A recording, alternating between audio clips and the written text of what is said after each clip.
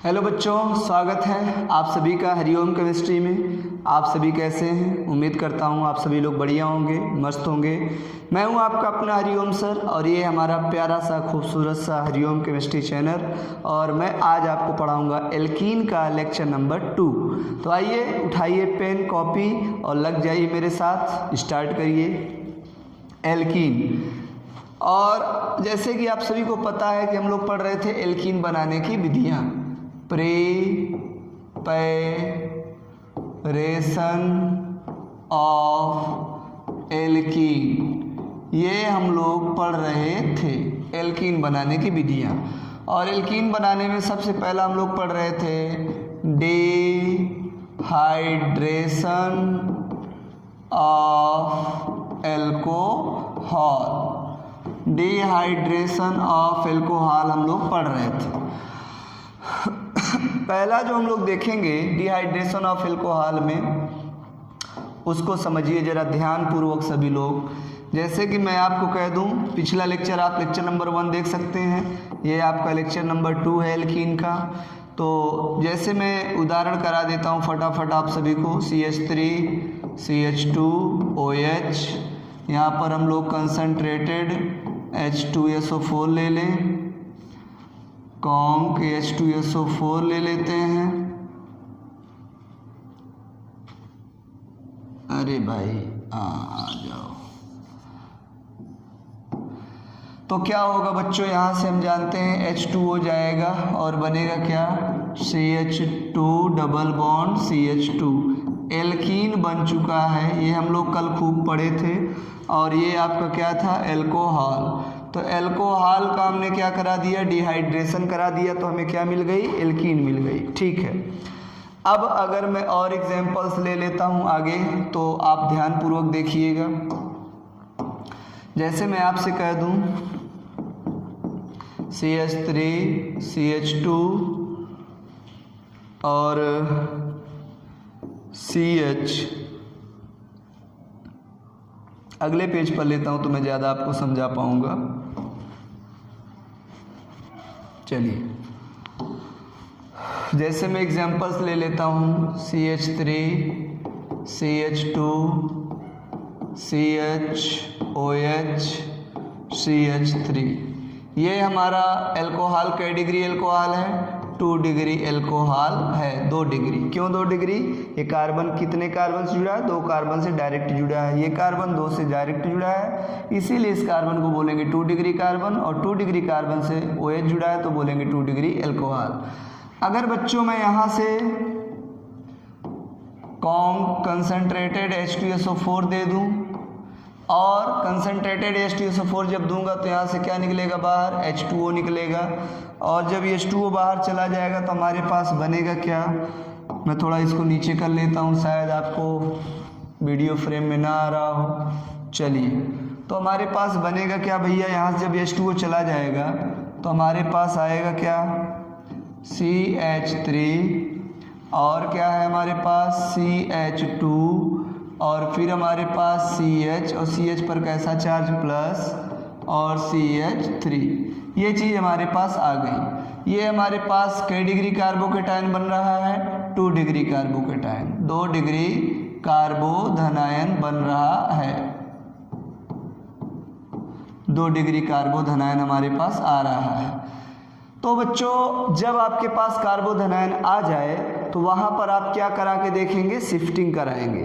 कार्बोधनायन को plus charge को इधर उधर खिसका के देखेंगे।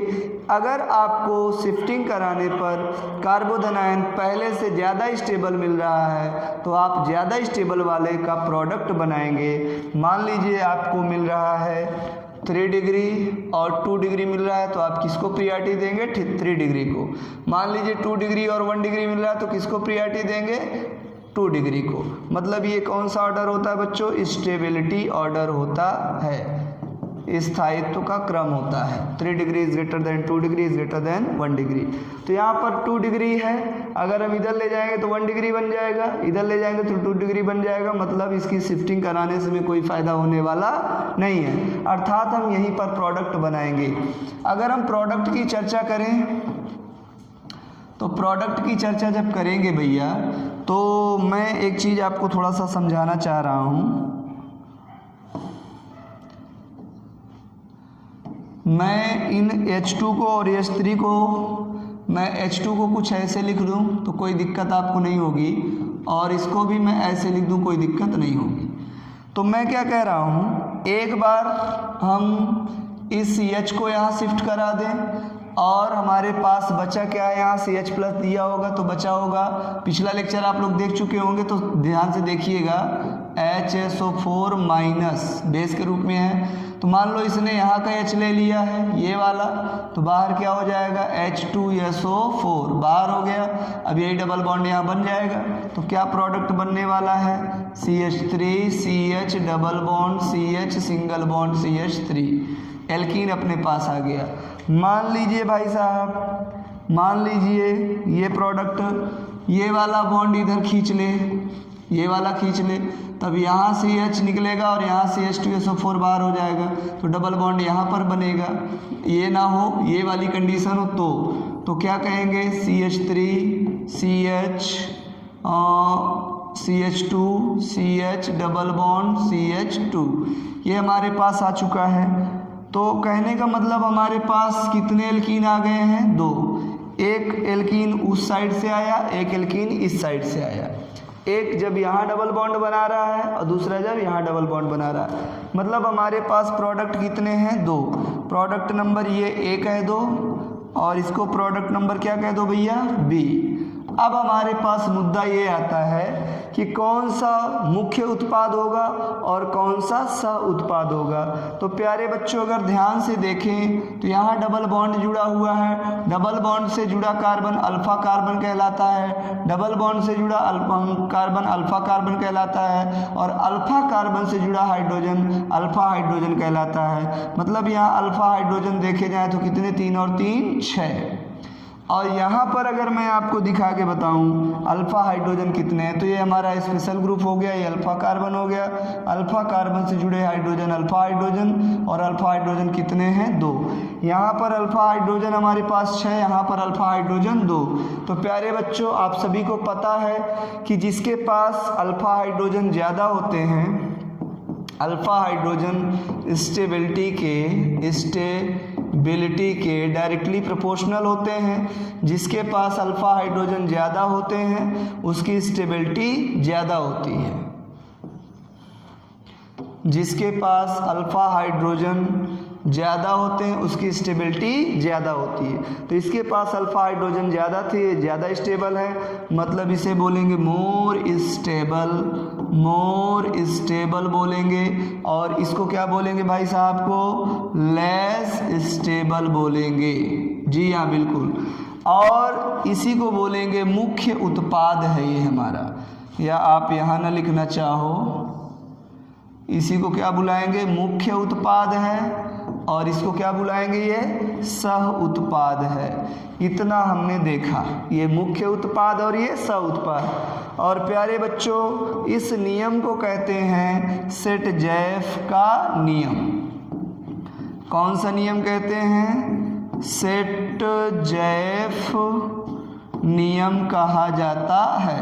अब आपके सामने नई समस्या आ गई कि सेट-जैफ नियम क्या है, तो मैं बताता हूँ।